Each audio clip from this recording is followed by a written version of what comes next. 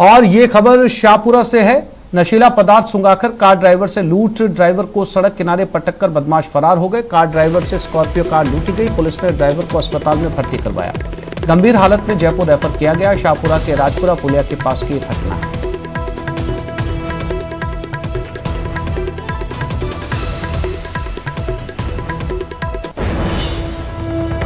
तो शाहपुरा जयपुर के पास की घटना है। एक नशीला पदार्थ सुंघाकर ड्राइवर के साथ लूट की गई है। ड्राइवर को सड़क किनारे पटक दिया गया और स्कॉर्पियो लेकर फरार हो गए।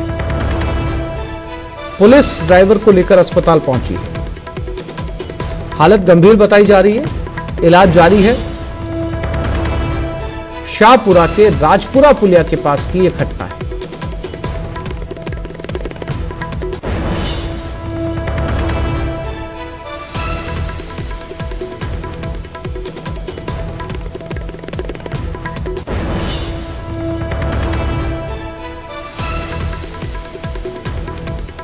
जयपुर के पास शाहपुरा, जहां पर एक ड्राइवर को नशीला पदार्थ सुंघाकर बेहोश कर दिया गया। सड़क किनारे पटका उसे लोगों ने और उसकी गाड़ी लेकर फरार हो गए। पुलिस को जानकारी मिली, पुलिस इस ड्राइवर को लेकर अस्पताल पहुंची।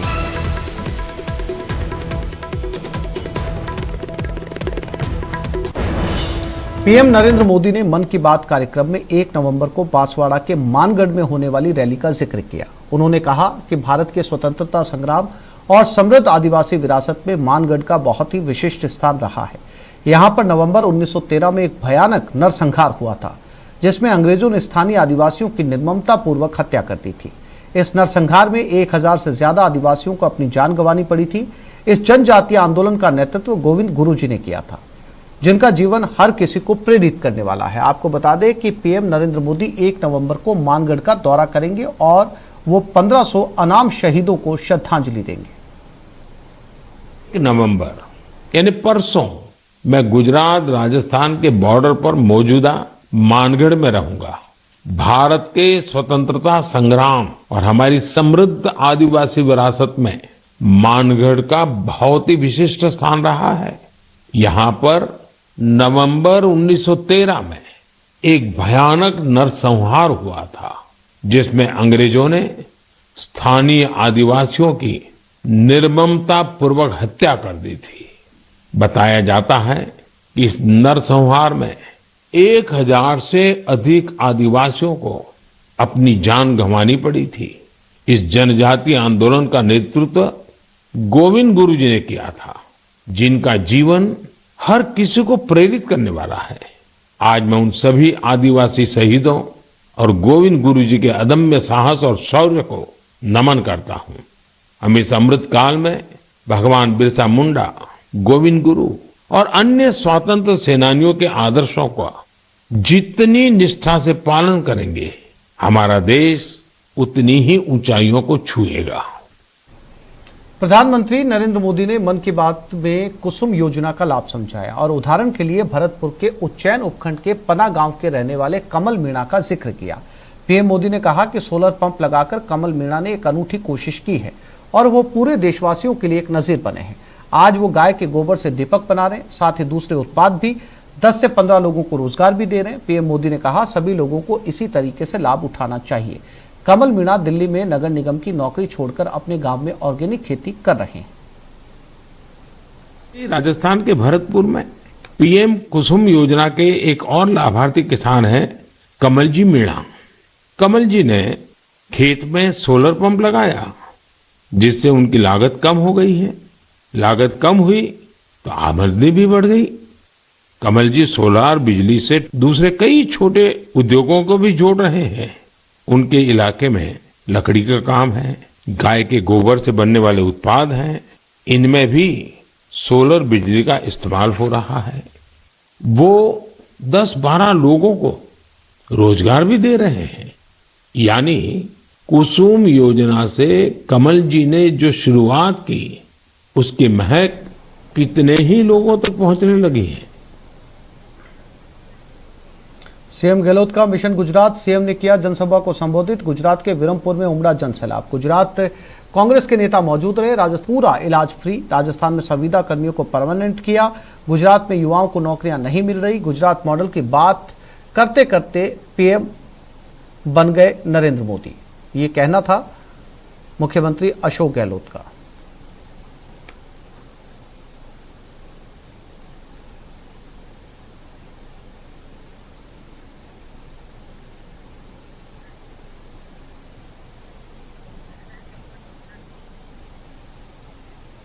ये खबर दौसा से, जहां जिले के सीत गांव में फूड पॉइजनिंग मामले में बड़ा अपडेट सामने आया। अभी भी लोगों के बीमार होने का सिलसिला लगातार जारी है। सीत गांव में अन्नकूट प्रसादी के सेवन से बीमार हुए लोगों की संख्या अब 175 पहुंच गई है। वहीं अब महुआ अस्पताल में अलग से वार्ड बना दिया गया। वो वार्ड भी पूरी तरीके से भर चुका है। वहीं सीत गांव के स्कूल को भी अस्पताल में तब्दील कर दिया गया है और वहां मेडिकल विभाग की टीम तैनात कर दी गई है और स्कूल के प्रत्येक कक्ष में ग्रामीणों का उपचार किया जा रहा है। गौरतलब है कि ग्रामीणों ने अन्नकूट प्रसादी के रूप में कड़ी और बाजरे का सेवन किया। ऐसे में शनिवार को करीब 85 लोगों की तबीयत खराब हुई, लेकिन उसके बाद भी इन मरीजों की तबीयत में सुधार नहीं हुआ। वहीं अन्य लोगों की भी तबीयत खराब होने लगी और लगातार लोग बीमार पड़ते जा रहे हैं।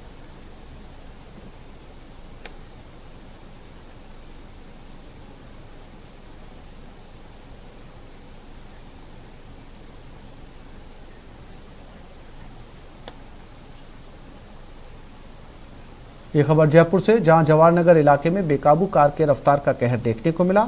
एक दिन पहले हुई इस घटना का सीसीटीवी फुटेज सामने आया है। ये घटना राजा पार्क में गली नंबर 7 में उदय मार्ग पर रात के वक्त हुई। तेज रफ्तार कार अचानक बेकाबू हो गई और नानक अपार्टमेंट के बाहर पार्किंग में खड़ी 5 कारों को जोरदार टक्कर मार दी। घटना के बाद आसपास के लोग कुछ समझ पाते इसके पहले कार चालक वहां से फरार हो गया। घटना की सूचना लोगों ने जवाहरनगर थाना पुलिस को दी है।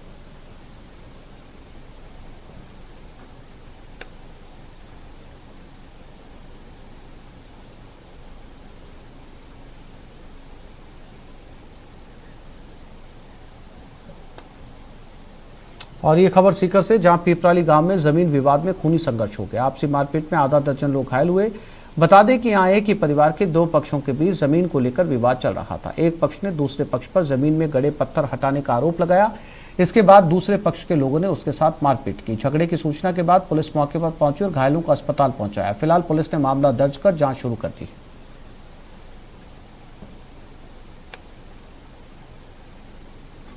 रात को उनको जागरण था, उन्होंने कुछ मैटर किया और उन्होंने पाट दिया।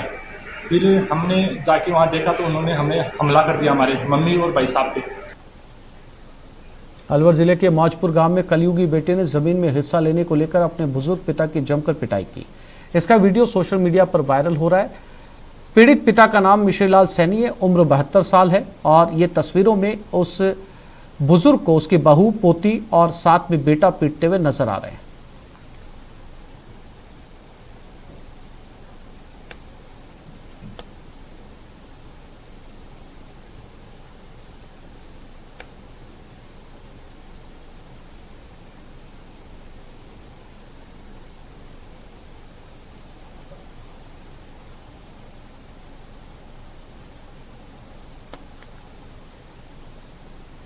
जोधपुर में छात्राओं से छेड़छाड़ का मामला सामने आया। बीती रात जोधपुर के एक रिसोर्ट में स्टूडेंट्स पार्टी चल रही थी।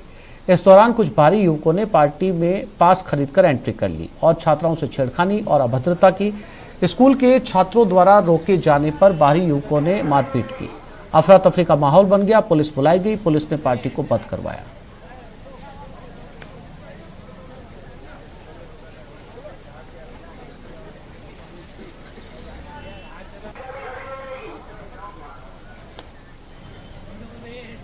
कोटपुतली शहर के हाईवे स्थित बीओआई बैंक के एटीएम बूथ से बदमाशों ने लाखों रुपए की लूट की वारदात को अंजाम दिया। बदमाश 2 कारों से पहुंचे थे और गैस कटर से एटीएम मशीन को काटकर उसमें रखे रुपए निकालकर फरार हो गए। एटीएम बूथ में लगे सायरन के बजने पर बैंक कर्मियों ने पुलिस को सूचना दी। इस पर पुलिस मौके पर पहुंची और घटनास्थल का मौका मुआयना किया। पुलिस ने बदमाशों को पकड़ने के लिए इलाके में नाकेबंदी करवाई और सीसीटीवी कैमरों की फुटेज के आधार पर तलाश जारी है।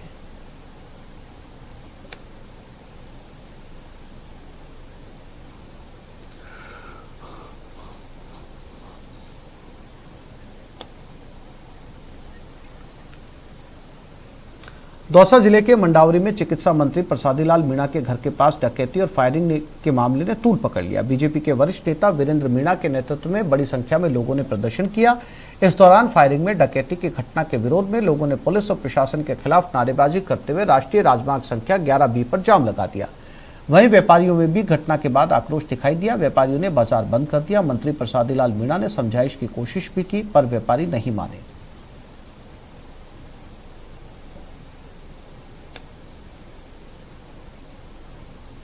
ये मंडावरी के अंदर जो रात को घटना हुई, सबसे पहले तो बहुत बड़ी दुखद घटना है और हमारे गांव इसमें हमेशा अमन चैन रहा है। पर दुर्भाग्य है कि इस गांव का, यहाँ का स्वास्थ्य मंत्री है अशोक गहलोत की सरकार, और इन लोगों ने यहाँ पर, मैं इनका ही नहीं कह रहा, पूरी कांग्रेस सरकार ने दौसा, करौली, माधोपुर तीनों जिलों के अंदर ये सब जमीन कब्जे करने वाले से मिले हुए हैं, बजरी माफियाओं से मिले हुए हैं।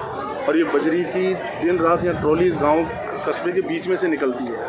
कभी थोड़ा दबाव डाल दें तो 2 दिन उसको रोक लेंगे, और हर महीने ये लोग थानेदार बदलते हैं यहाँ से, कभी किसको लगाते हैं, कभी किसको लगाते हैं। जहाँ पैसा नहीं मिला तो वो थानेदार को चेंज करें। अभी मैंने सुना है कल परसों रात को रामगढ़ बछवाड़ा के किसी थानेदार के ऑर्डर करके वहाँ किसी दूसरे को लगा दिया।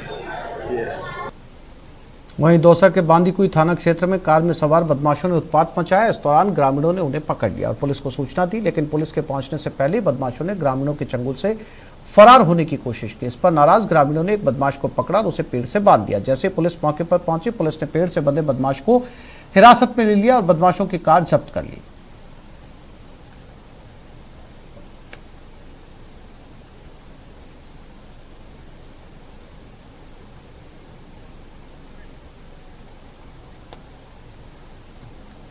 बूंदी जिले में हिंडोली थाना क्षेत्र के बड़ा नया गांव और चतरगंज में बदमाशों ने 8 घरों में चोरी की और एक महिला का गला दबाकर सोने चांदी के आभूषण लूट ले जाने की कोशिश की। क्षेत्र में लगातार घटित हो रही घटनाओं के विरोध में आज गांव के लोग सड़कों पर उतर आए। गांव के लोगों ने हिंडोली थाने में रिपोर्ट देकर लुटेरों के आतंक से बचाने की गुहार लगाई। भी रखते हैं साथ में, अब अकेला आदमी तो क्या लड़े, 1-2 घर से तो हाथापाई भी हुई है उनके साथ, और पुलिस को पूरी तरह हमने सूचित किया है। तो पुलिस भी गश्त दे रही है, पर वो मतलब हाथ नहीं आ रहे अभी तक। तो वारदात ऐसी हुई है, मुमताज भाई है एक हमारा, उसके घर पे आए थे पुलिस की वर्दी पहन के, उनको बोला कि आपकी छत के ऊपर पुलिस चोर आए हुए हैं और गेट खोलो, हम हिंडोली थाने से हैं। उसने गेट खोला और वो 6-7 आदमी थे एक साथ ही उसके घर पे घुस गए। चलो आगे से हाथापाई होने से वो थोड़ा किसी कारण डर की वजह से भाग गए वहाँ से। और कोटा में डांट फटकार से आहत होकर एक 10 साल का बच्चा घर छोड़कर भाग गया। मामले में पुलिस टीम ने बालक को रतलाम से दस्तयाब कर लिया है और वापस कोटा लेकर आ गई है और परिजनों को सुपुर्द कर दिया। बच्चे ने अपनी चिट्ठी में लिखा था, डियर मॉम, आप सब तेजस को प्यार करते हैं, इसलिए मैं घर छोड़कर जा रहा हूँ। बच्चे की माँ जीएसटी डिप्टी कमिश्नर है। पिता का कुछ महीने पहले देहांत हो चुका है। छोटा भाई 5 साल का है।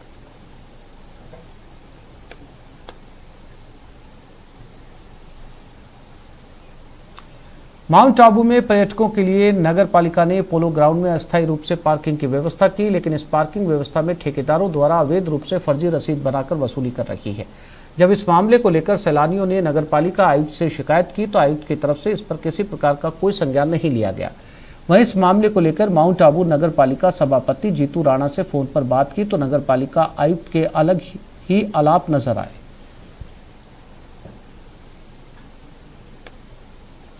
अगर वर्तमान में अस्थायी पोलो ग्राउंड को पार्किंग बनाया है और अस्थायी पार्किंग बनाकर उनसे पार्किंग शुल्क वसूला जा रहा है, जो कि मुझे लगता है कि ठीक नहीं है।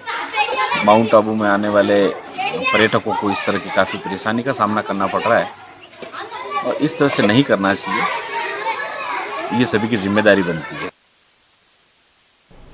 कोटा में मंदबुद्धि लड़की के घर में घुसकर दुष्कर्म की घटना सामने आई। पीड़िता के क्षेत्र में रहने वाले 50 वर्षीय विवाहित शख्स शहीद ने मौका देखकर मंदबुद्धि लड़की को अपने हवस का शिकार बनाया और फरार हो गया। परिजनों की शिकायत पर पुलिस ने मामला दर्ज कर आरोपी को गिरफ्तार कर लिया। घटना 25 अक्टूबर की बताई जा रही है। 30 साल की बेटी थी जो कि मंदबुद्धि है और बोल भी नहीं सकती। 25 अक्टूबर की दोपहर शाहिद नाम के शख्स ने उसके साथ रेप की घटना को अंजाम दिया। फिलहाल पुलिस मामले की जांच कर रही है।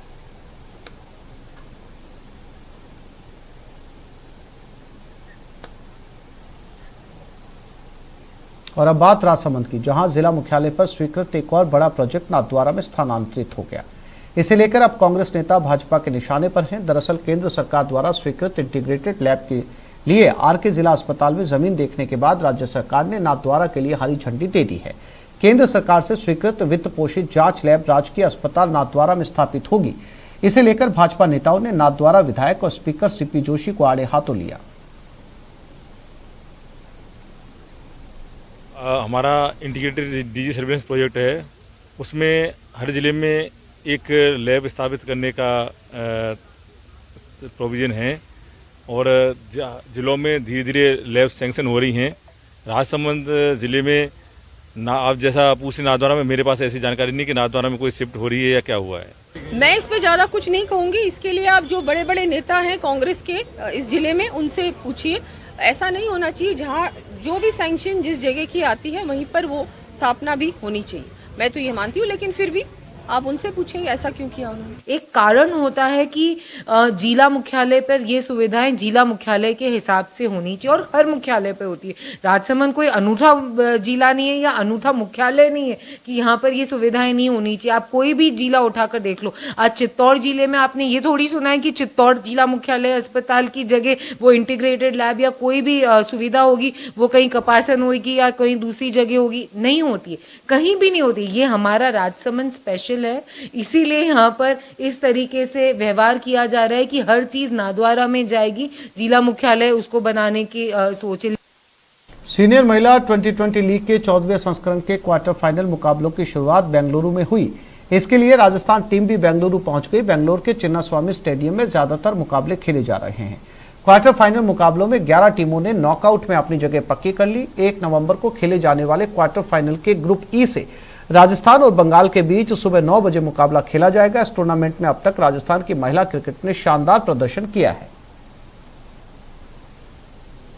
स्टार्टिंग में जो लक्ष्य है वो फाइनल खेलना है, तो उसके लिए हम जिस तरह से खेल के आए खुद को हमने पूरी टीम ने जिस तरह से परफॉर्म किया, जिस प्लेयर के ऊपर जो जिम्मेदारी दी गई उन्होंने बाज़ाब्ता तौर पर वो जिम्मेदारी निभाई अच्छे से। और जिस तरह से हम खेल रहे हैं, हमारा जो टारगेट है फाइनल खेलना, इंशाल्लाह वहाँ तक हम जाएंगे, फाइनल खेल के आएंगे। जो मुंबई में T20 अभी मैचेस खेल कर आई है, तो वहाँ पे हमारी बहुत बेहतरीन परफॉर्मेंस रही है गर्ल्स की, जिसमें हमने एक ही मैच जो हम पंजाब से हम लोगों ने मैच हम नहीं निकाल पाए थे। अदरवाइज़ सारे मैचेस हमारे बहुत अच्छे से निकले हैं और हम लोग हमारे पूल के टॉप पर रहे हैं। और जितने भी पूल्स रहे इंडिया में लीग मैचेस के, उसमें हम 2nd पोजीशन पे आए हैं। तो इस बुलेटिन में फिलहाल इतना ही। नमस्कार।